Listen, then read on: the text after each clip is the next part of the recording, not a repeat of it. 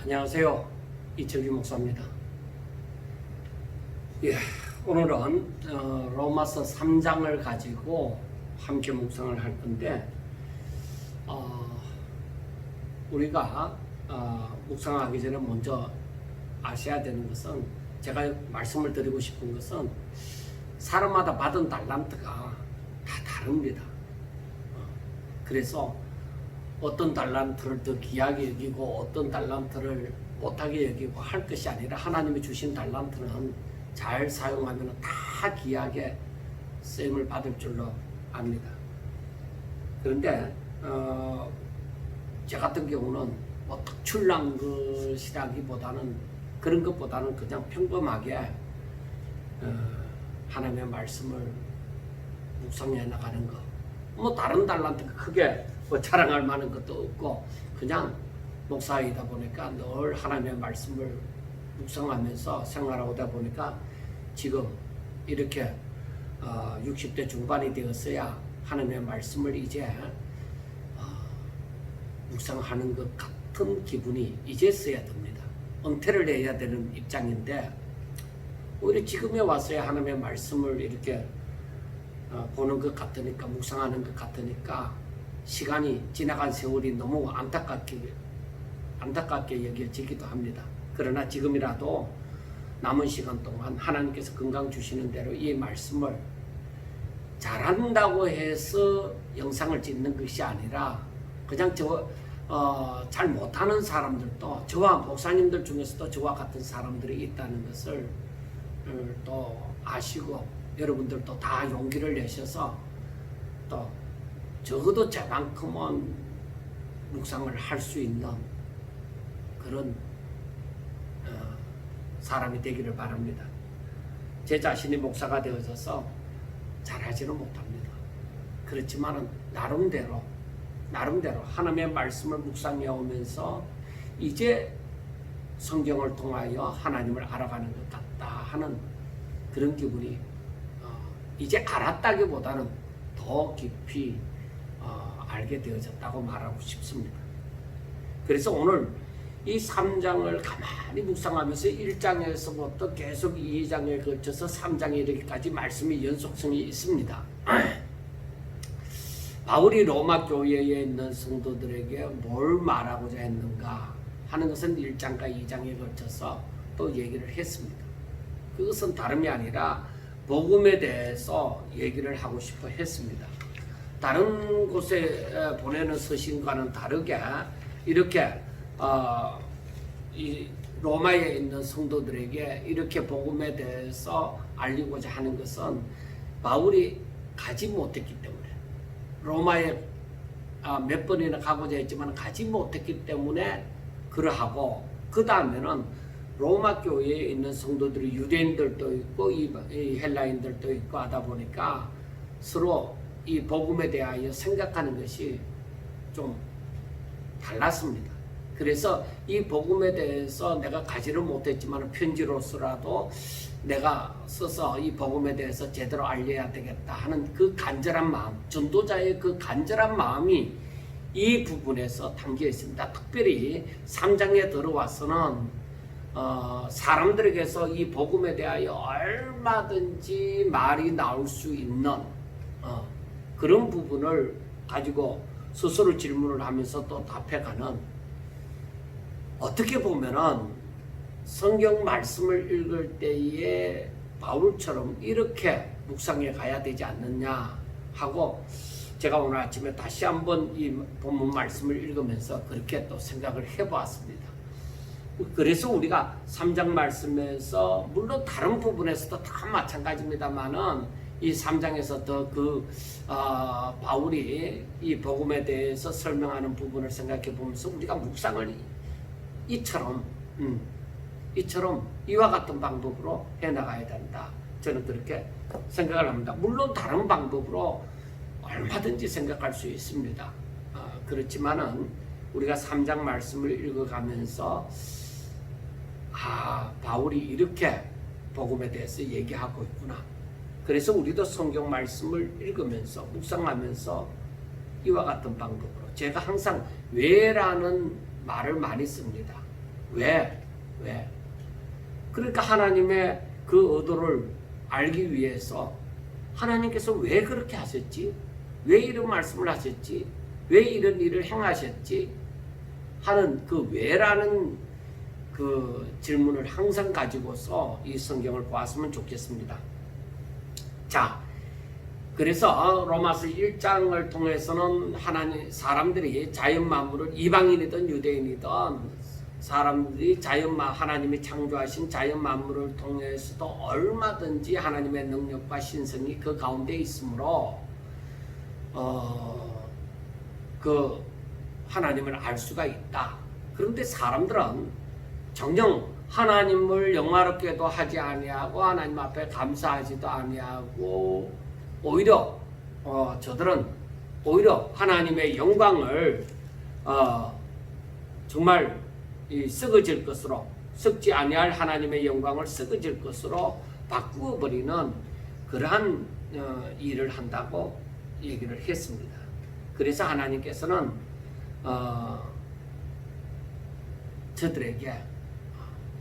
저들이 고집을 피우고 하나님께로 돌아오지 않으니까 하나님 마땅히 해야 될 일을 하지 않으니까 그러니까 하나님께서는 저들을 더러운 마음에 저들의 정욕대로 더러운 마음에 버려두시고 그리고 부끄러운 욕심대로 버려두시고 상실한 마음대로 버려두셨다고 했습니다. 왜? 저들은 하나님을 얼마든지 알 수가 있는데 저들은 하나님을 알려고도 하지 아니하고 하나님께 돌아오지도 아니하고 하나님께서 말씀하셔도 저들은 회개하는 그런 마음이 없기 때문에 그런 사람들을 향해서는 하나님께서 버려두심이 있습니다. 더러운 가운데 버려두시고 부끄러운 욕심 가운데 버려두시고 상실한 마음대로 버려두셨습니다. 하다못해 율법을 받은 유대인들조차도 저들은 율법에 있어서 다른 사람들, 율법을 받지 못하는 사람들, 전혀 알지 못하는 사람들에게 있어서 분명히 선생이 되어진다고 저들은 생각을 했던 것입니다. 유대인들은. 그래서 저들은 선민 사상을 가지고 있고 다른 민족에게 비해서 저들은 선민 사상과 아울러서 저들은 이 선생되어진 그런 우월감을 갖고 있습니다. 자존감이 굉장히 강했죠. 그런데 저들은 알고 보면 율법에 대해서 율법의 의미에 대해서 제대로 알지 못하고 저들이 아브라함의 후손으로서 할례를 난지 8일 만에 자기들은 할례를 받고 그 율법을 지키면서 산다고 하지만은 저들은 그 진정한 아브라함의 후손으로서 할례를 받는 그 의미도 제대로 깨닫지 못하고 율법이 주는 의미도 제대로 깨닫지 못함으로 말미암아서 저들은 어떤 의미에서 율법을 가르치지만은 율법에 대해서 말하고 있지만은 진정 율법을 행하지는 않는다 이 말이에요. 그러니까 저들은 뭐예요? 저들이 자랑하는 할례와 그 율법을 알지 못하는 다른 사람들과 뭐가 다르냐는 것입니다. 알고도 행치 않으면 할례가 무슨 의미가 있으며 율법이 무슨 의미가 있느냐 이 말이에요. 할례를 받았으면 할례를 받은 자답게 율법을 받았으면 율법을 받은 자답게 하나님께로 가까이 나아감이 있어야죠. 그런데 예수님께서 이 땅에 오셔서 그러한 유대인들을 향해서 외식하는 자들아 독사의 자식들아 하고 말씀하신 것처럼 저들은 모양은 갖추었습니다. 율법을 받았으니까 율법을 나타난 대로 어떻게 행하라고 하면은 그 모양은 갖추는데 진정 하나님께서 저들에게서 바라는 그러한 중심, 정말로 하나님을 사랑하고 하나님의 말씀을 순종하는 그런 사람이 되어진 중심이 없는 거예요. 진정한 하나님의 사람이지 않다 이거예요. 모양은 갖추었지만 모양은 본질한데 알맹이는 썩었다는 거죠. 그래서 너희들은 뭐냐 이거예요. 그래서 우리가 이 바울이 전개하는 바는 유대인들 율법을 받았다고 하는 유대인들도 너희들도 이방인들과 다 마찬가지다. 오히려 만약에 이방인이 하나님을 믿어서 하나님의 그 율법을 순종하는 자로 살면은 율법을 행하지 아니하는 너희들, 할례를 자랑하고 율법을 자랑하는 너희들이 율법을 행하지 않는 그것을 가지고 율법을 행하는 이방인들이 오히려 너희들을 판단하지 않겠느냐, 그렇게 말씀을 하는 것입니다. 그리고 하나님께서는 행한 대로 보응을 하시는데, 저들이 할례를 받은 것으로 구원을 받는 것이 아니라 저들이 율법을 안다고 해서 그것으로 구원을 받고 하나님께서 그것으로 보응을 하시는 것이 아니라, 누가 하나님의 말씀을 따라 행하며 사느냐예요. 하나님의 말씀을 따라서 순종하며 사느냐예요. 하나님께서 결국 보시고자 하는 것은 바로 그것입니다. 그런데 저들은 율법을 알긴 알지만은 율법을 따라서 살려고 하지 않는 거예요. 여러분 잘 생각해 보세요. 저들은 율법을 알긴 압니다. 율법을 말합니다. 율법을 자랑도 합니다. 그렇지만은 저들은 그 중심이 없는 거예요. 율법이 주는 그 의미도 제대로 깨닫지 못하고, 저들은 율법을 알았다, 내가 지식적으로 알았다 이거예요. 율법이 뭔지를 알았다. 그런데 그것도 사실은 제대로 아는 것이 아니에요. 그러나 율법의 내용이 뭔지를 지식적으로 알고 있는 거죠. 학습되어져서, 어릴 때부터 학습되어져서 알고 있는 거죠. 그런데 저들은 율법을 행하지 아니하고 오히려 율법대로 살려고 하지 아니하고 오히려 자기들의 아성을 쌓아놓은 거죠. 장로들의 그 유전을 만들어서 자기들 나름대로 그 아성을 쌓아놓는 거죠. 그런데 저들은 자기들의 전통을 지키지만은 하나님의 율법은 지키지 않는 그런 모습을 낳아버렸습니다. 그래서 하나님께서는 저들을 칭찬하지 않는 거죠. 그래서 하나님께서는 그렇게 말씀을 합니다. 너 고집과 너의 회개하지 아니하는 마음을 따라 진노의 날 곧 하나님의 어려우신 심판이 나타나는 그날에 임할 진노를 내게 쌓는도다. 그러니까 너가 고집을 피우고 하나님의 율법을 따라 살지 아니하고 하나님께로 돌아오지 아니하는 그러한 것은 구원받을 만한 일이 못 되어진다는 거예요. 오히려 하나님의 진노를 쌓는 일이 되어진다는 것입니다. 정말로 하나님의 구원을 받을 사람, 정말 하나님의 나라의 그 시민권을 가질 사람이 누구냐? 그것은 율법을 행하는 자라야 의롭다함을 받는데 너희들이 율법대로 살지 않잖아요. 그래서 사도 바울이 말하는 바가 뭐냐면 너희들이 다른 사람들에게 말하기를 도둑질하지 말라 선포하는 내가 도둑질하고, 간음하지 말라고 가르쳐놓고 너가 간음을 하고, 우상을 가정이 여기는 내가 신전 물건을 도둑질하느냐 하고 바울이 얘기를 한 거예요. 그러니까 저들은 율법대로 살지 않는다는 얘기입니다. 그래서 저들이 받은 할례가 제가 지난번에도 말씀을 드리고 주일날에도 말씀을 드렸지만 그 할례가 내가 율법대로 살겠습니다, 하나님의 명령대로 하나님의 법대로 살겠습니다 하는 그 서원과 같은 그 징표예요. 나는 하나님의 백성으로서 이 할례를 받음으로 나는 하나님의 백성으로 하나님의 말씀대로 살겠습니다 하는 징표예요. 그러니까 그 할례가 참 중요한 거죠. 그런데 그 할례가 의미가 있으려고 하면은 바로 내가 율법을 행하며 하나님의 말씀을 따라 행하며 살아갈 때에 그 할례는 큰 의미가 있죠. 그런데 내가 율법대로 살지 않을 때는 할례를 100번 아니라 1000번을 받아도 아무런 의미가 없는 것이죠. 그래서 2장 마지막에서 하는 말씀이 무릇 표면적 유대인이 유대인이 아니요 표면적 육신의 할례가 아니니라. 그러니까 아브라함의 후손이라고 다 진정한 유대인이 아니다 이 말이에요. 그리고 할례를 받았다고 해서 진정한 할례를 받은 하나님이 말씀하시는 그 할례를 받은 것이 아니라는 것이죠. 그러면 29절에 오직 이면적 유대인이 유대인이고 할례는 마음에 할지니 영에 있고 율법 조문에 있지 아니한 것이라 하고 말씀을 합니다. 그러니까 할례를 받으면 분명히 할례를 행했잖아요. 드러난 것이잖아요. 보여지잖아요. 얼마든지 알 수 있습니다. 근데 알 수 있지만은 우리가 알아야 되는 것이 무엇이냐? 이것은 이렇게 행했지만은 이것은 이 진짜 할례는 마음에 할지니 했는데 저들은 육체에는 해도 마음에는 하지 않은 거예요. 저들이 진짜 마음에다 할례를 행했더라면은 성령으로 말미암아 마음에 할례를 행했더라면은 저들은 믿음으로 살죠. 하나님의 말씀을 순종하며 살겠죠.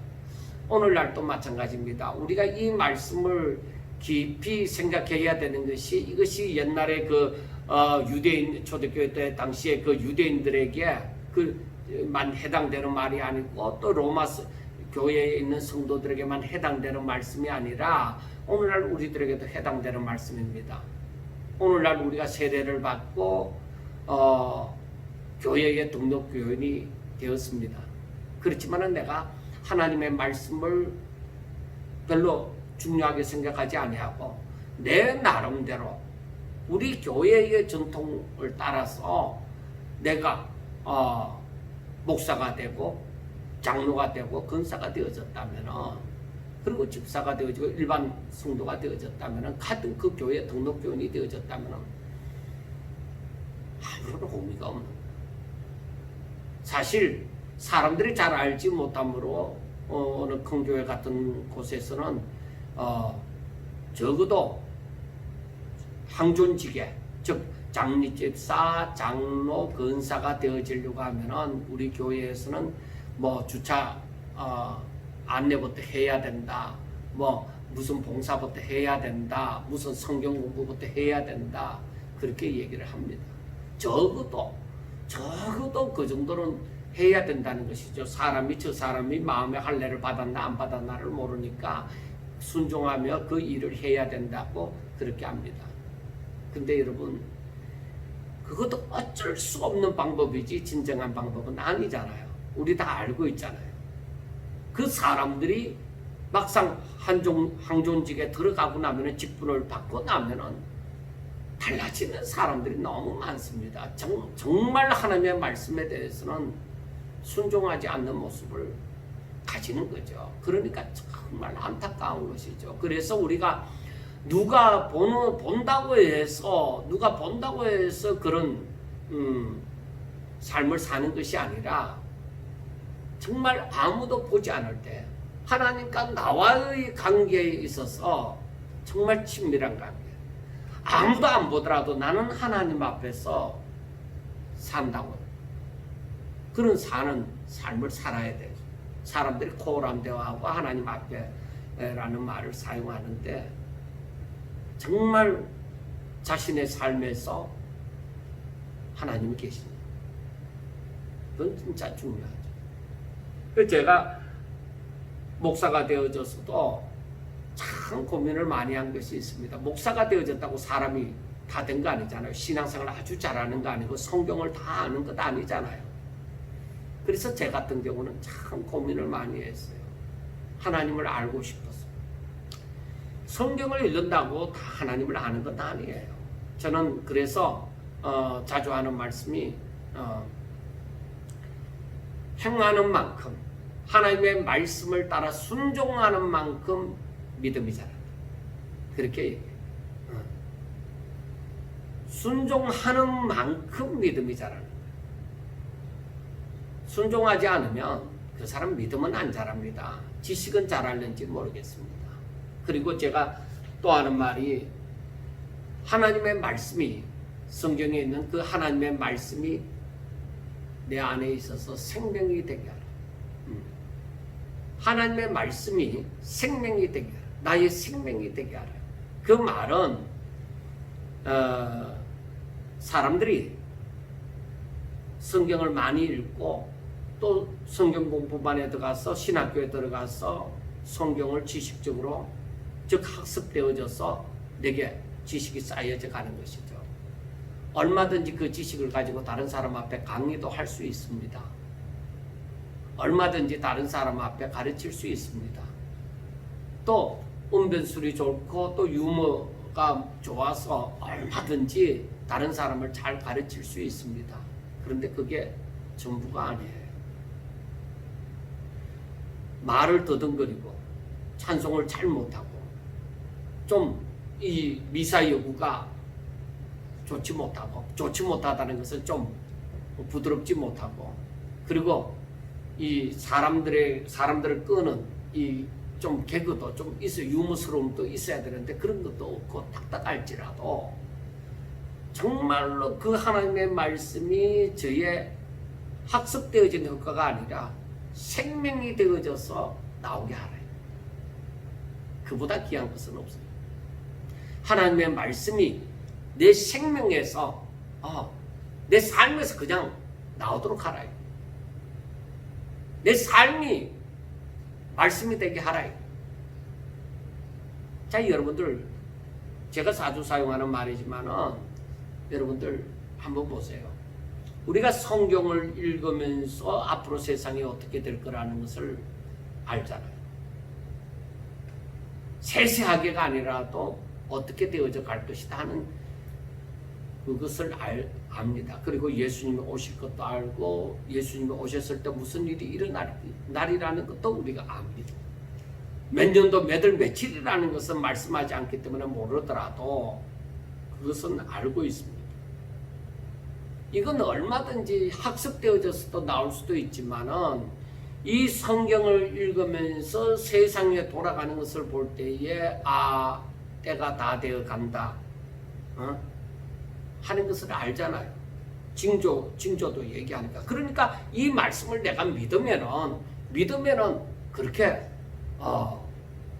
얼마든지 그런 얘기를 할 수가 있죠. 때가 다 되었다. 우리나라의 어떤 기독교 방송국에서 젊은이들에게 질문을 했습니다. 믿는다고 하는 젊은이들.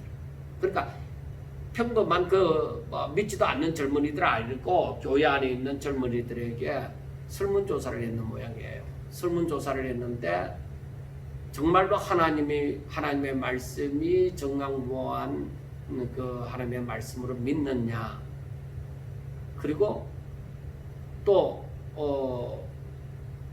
예수 외에는 구원이 없다고 믿느냐, 그렇게 했을 때에 정말로 그렇게 믿고 있는 사람이 40% 정도. 예수 교회 다닌다는 사람들 가운데서 그렇게 하나님의 말씀을 정강무하다고 믿는 사람들이 40%. 예수님 외에는 구원이 없다고 그렇게 믿는 사람들이 40%밖에 안 된다는 거예요. 그러면 60%는 뭐라는 거예요? 여러분, 우리 심각해져야 됩니다. 정말입니다. 제가 왜 3장 말씀을 하기도 전에 이런 말씀을 하느냐면은 정말 우리 이 시대에 너무나도 중요한 문제이기 때문에 그렇습니다. 자, 바울이 이처럼 유대인들에 대해서 너희들도 죄인이야, 너희들도 똑같은 이방인들과 같은 죄인이야, 그렇게 얘기를 합니다. 유대인들을 향해서 책망을 한다고 하죠. 그렇게 합니다. 자, 그런데 3장에서 시작하기를 바울이 그렇다면 그런즉 유대인의 나음이 무엇이고 할례의 유익이 무엇이냐 하는 것입니다. 유대인의 나음, 할례의 유익. 그러니까 저들이 먼저 하나님의 말씀을 받았잖아요.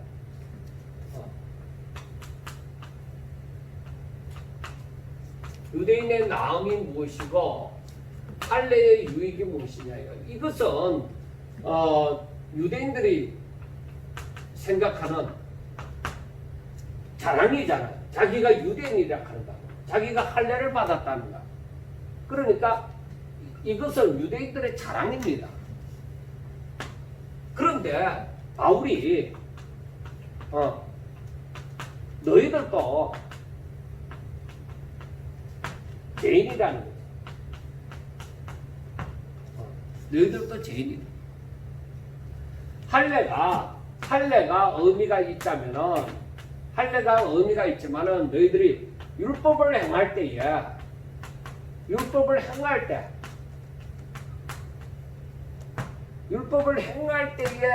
이 할례의 의미가 있는 거예요. 할례의 의미가 드러나는 거예요. 유대인으로 삶을 산다는 것은 저들이 유대인으로 산다는 것도 뭐예요? 아브라함처럼 오직 믿음으로 순종하는 삶을 살 때, 하나님의 말씀에 대해서 순종하는 삶을 살 때에 유대인이라는 것이 의미가 있는 거예요. 그런데 즉 유대인과 오늘 성경에서는 이것보다도 무엇을 말하느냐? 유대인과 할례의 유익이 무엇이냐? 그래서 2절에 있는 말씀이 범사에 많다. 그 유익이 무엇이냐? 그 유익은 범사에 많으니.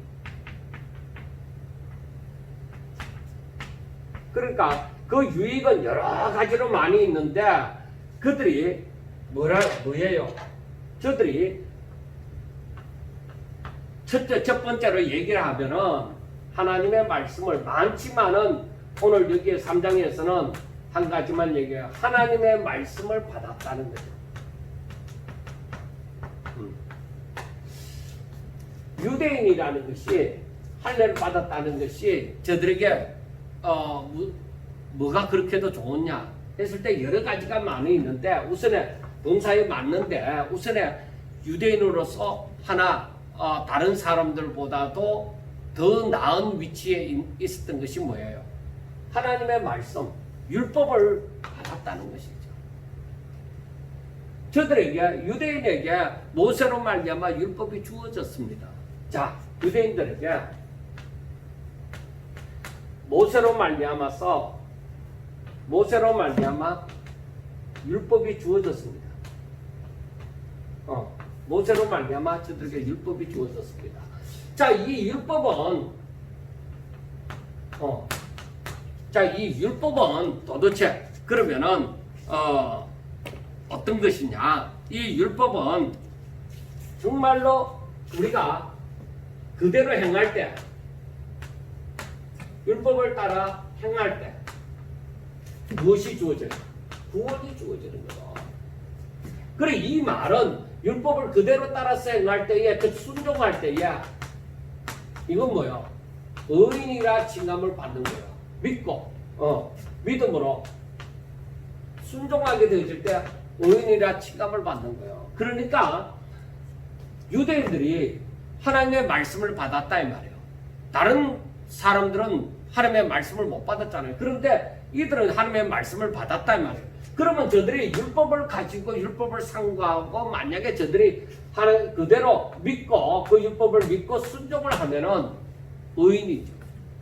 의인이라 칭함을 받는 것이죠. 그런데 저들은 어때요? 저들은 이 율법대로 살지 못하는 거죠. 그리고 율법대로 행하지 않으면 할례의 유익이 있느냐? 없다요. 율법대로 살지 않을 때는 할례의 유익이 있느냐? 아무런 의미가 없다는 것이죠. 그래서 자, 이 유대인들 가운데서 우리가 알아야 되는 것이 유대인들 가운데서 하나님의 말씀을 순종하지 않고 저들이 이 율법을 믿지 않고 자기 마음대로 산다 이 말이에요. 자기 마음대로 살면은 정말 하나님께서 유대인들을 향해서 율법을 주신 의미가 있느냐? 아니, 율법을 줘도 자기 마음대로 사는데 그러면 그 의미가 무엇이 있겠느냐 이 말이에요. 아무런 의미가 없죠. 그래서 우리가 여기에서 보면은 3절에 보면은 어떤 자들이 믿지 아니하였으면 어찌하리요? 믿지 아니함이 하나님의 믿으심을 폐하겠느냐? 그럴 수 없느니라. 사람은 다 거짓되되 오직 하나님은 참되시다 할지어다. 기록된 바 주께서 주의 말씀에 어렵다함을 얻으시고 판단하실 때에 이기려 하심이라 한것 같으니라. 자, 여기에서 유대인들이 이 하나님의 말씀을 믿지 않잖아요. 믿지 않는 자들. 믿지 않으면 유대인들이 이 하나님의 말씀을 믿지 않으면은 하나님의 믿으심이 하나님의 선하심이 만약에 그러면 필요가 없겠느냐, 피하겠느냐 하는 것이죠. 자, 하나님께서 이들에게 율법을 주셨습니다. 이들에게 율법을 주셨습니다. 그러기에 저들을 많은 민족 가운데서 저들을 정말로 에스겔서에 있는 말씀처럼 보면은 저들은 버려진 존재나 다름이 없고 아주 약한 모든 사람들 가운데서도 약한 위치에 있는 그 사람들을 하나님께서 건지셔서 저들을 사랑하사 한 민족을 이루게 하시고 저들에게 정말로 다른 민족에게 주어지지 않았던 그 율법을 주셨다. 이게 하나님의 믿으심입니다. 그런데 믿지 않으면은 뭐요?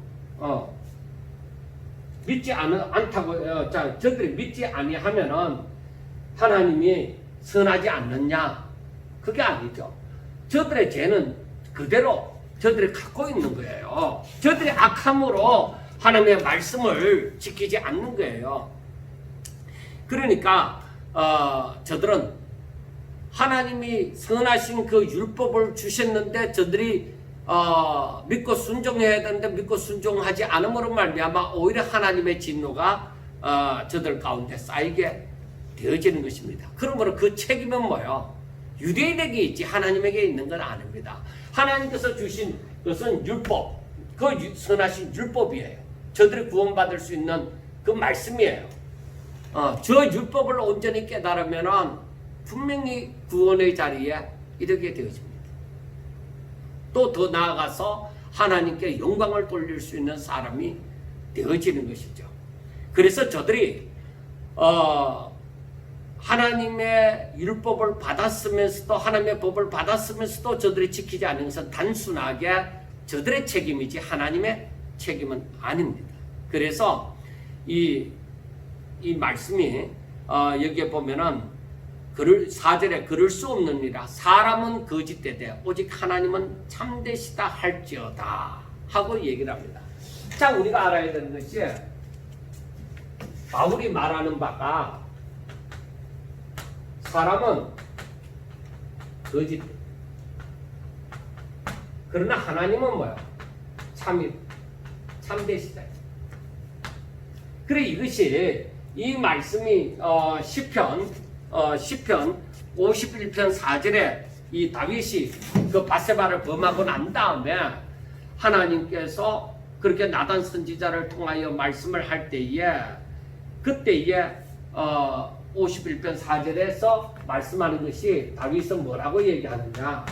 자, 주님의 말씀, 주님의 판단은, 주님의 말씀은 그 말을 풀어보면 주님의 말씀은 옳고 주님의 심판은 정당하다 이 말이에요. 51편 시편 51편 4절에 말씀함이 바로 그 말이에요. 그래서 바울이 그렇게 얘기해요. 사람은 다 거짓되고 다윗과 같이 그렇게 범죄하고 악한 짓을 한다고 해도 하나님은 참되시다. 하나님은 거짓됨이 없다. 하나님은 악함이 없는 거예요. 사람이 거짓된 거죠. 그러니까 주의 말씀은 다윗이 말한 바 자기의 죄를 깨닫고서 이 시편 51편을 쓸 때에 주님의 말씀은 옳고 주의 심판은 자기에게 내린 심판도 정당하다는 거예요. 하나님의 악하지 않고 내가 잘못했습니다 하는 이거예요. 그러니까 사람들이 이렇게 깨달아야 되는 거죠. 그래야 믿음의 사람이 될 수가 있는 거예요. 그 결과를 우리가 아래에서 한번 살펴보겠습니다. 그런데 사람이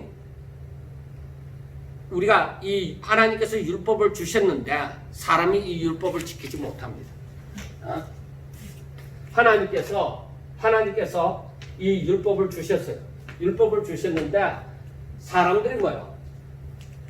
믿지 않는다, 행하지 않는다. 믿지 않는다는 것은 행하지 않는 것이죠. 그래서 이 하나님께서 율법을 주셨는데 율법을 주셨습니다. 그런데 사람들이 사람들이 어떻게 해요? 행하지 않는 거예요. 행하지 않는다. 그러면은 하나님께서 사람을 판단하시는 거예요.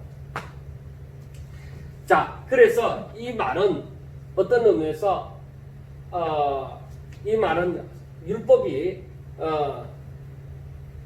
정죄하는 역할을 하는 거죠. 사람이 행하지 않으므로 결국 이 율법이 하나님의 심판으로 이끄는 그 정죄하는 역할을 하는 것입니다. 그런데 하나님께서 율법을 주신 의도는 무엇이냐? 원래 하나님께서 율법을 주시는 그 의도는 다른 것이 아니라 구원입니다. 구원을 주시고자 하는 이 선한 뜻이다. 그런데